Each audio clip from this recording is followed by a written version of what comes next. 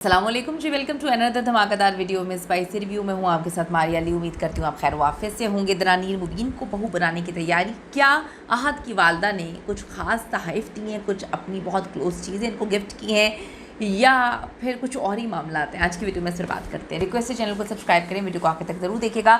आहत ज़मीर के बाद अब उनकी वालिदा जो हैं वो भी दरानीर से करीबी ताल्लुकात का इशारा दे रही हैं।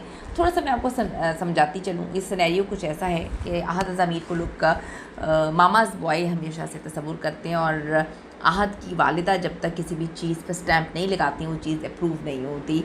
हमने देखा कि सजल के साथ जो ताल्लुकात थे वो ताल्लुकात आहत के साथ बड़े मोहब्बत प्यार वाले थे, लेकिन उनकी वालिदा समरा के साथ जो है वो ताल्लुकात और ज़्यादा बढ़ाने पड़े।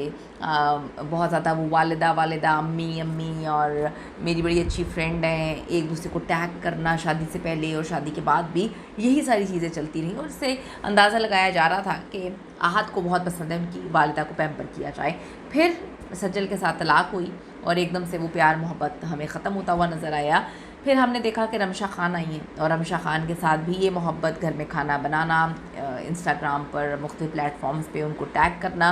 उनकी वालिदा यानी कि आहत की वालिदा सज्जल उनको बहुत आहत की वालिदा समरा उनको बहुत ज़्यादा पैम्पर करती हुई नज़र आई, और रमशा ख़ान ने हमेशा से चुप्पी साध के रखी। उन्होंने नहीं बताया, इस मामले पे कभी बात नहीं की कि क्या मामलात हैं, इनके क्या कुर्बतें हैं, क्या ताल्लुकात हैं। फिर जब दनानीर के साथ मामलात बड़े आगे बढ़े, और हम सबको तो पता ही नहीं था कि दनानीर भी पहुँच गई हैं अमेरिका, उस वक्त तक रमशा को तो पता था। रमशा ने मुख्तलिफ इंटरव्यूज़ देना शुरू कर दिए, इसमें आहत को अपना बेस्ट फ्रेंड और अपना सबसे अच्छा दोस्त, बहुत ऐसी चीज़ें जो है उन्होंने शेयर करना शुरू कर दी, बोलना शुरू कर दी कि जी मैं तो रात को किसी भी वक्त उनको कॉल कर लेती हूँ, मेरी बेस्ट फ्रेंड है।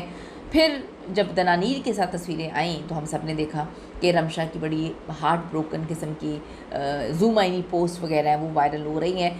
समरा जो कि आहत की वालिदा हैं, उनके साथ दनानीर की कुर्बतें, हमें सज्जल के साथ कुर्बतें जो हैं वो याद करवाती हुई नज़र आ रही हैं।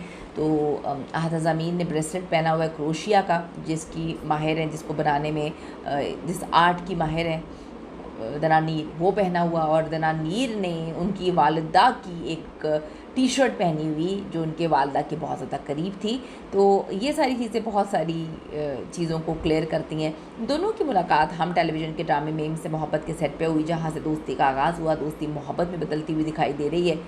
अगरचे आहत ज़मीर अफ़वाहों पर कभी जो है रिएक्शन नहीं देते, मगर दनानीर ने एक इंटरव्यू में जो है वो बार बार बोला कि मुख्तलिफ होती है रियल लाइफ, ऐसा नहीं होता वैसा नहीं होता। फिर आहत ने एक इंटरव्यू में कहा कि जी वो मोहब्बत नहीं देखती एज गैप्स, इसमें कोई फ़र्क नहीं पड़ता, कोई मर्ज़ी जितनी मर्ज़ी एज का हो, और चीज़ों पर जो है स्टैम्प लगी।